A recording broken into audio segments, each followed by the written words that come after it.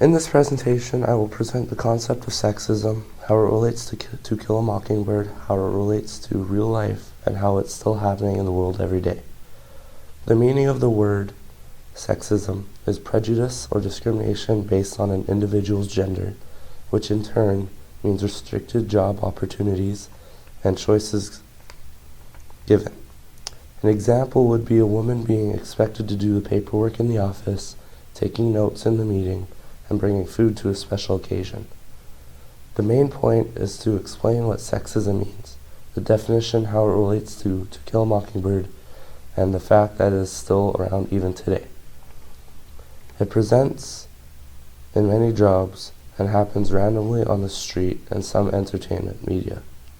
It relates to Kill a Mockingbird because in it, Jem says how Scout is becoming more and more into a girl and how it is a bad thing. In the book, the women aren't allowed to serve jury duty because they're just women. Scout hated doing women's stuff, like wearing dresses and cooking, but she was forced to because it was a normal thing to do, and it was her society role for being a female. Sexism relates to Miley Cyrus' letter that Sinead O'Connor wrote because she says she's being used to make money for the people in the business, and they're doing it by exploiting her and her stuff. She also says that what Miley is doing isn't setting a good example for young women. She says Miley isn't being valued as a person, but object for fame and money.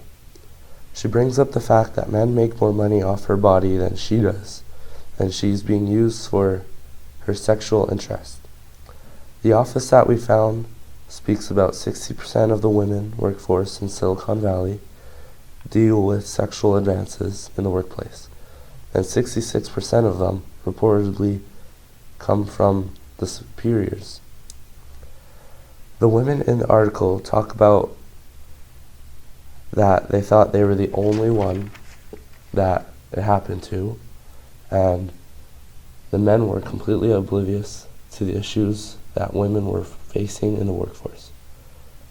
About 31% of women who had been harassed didn't report because they thought it would impact their career in the wrong way, and 30% just wanted it to be done with.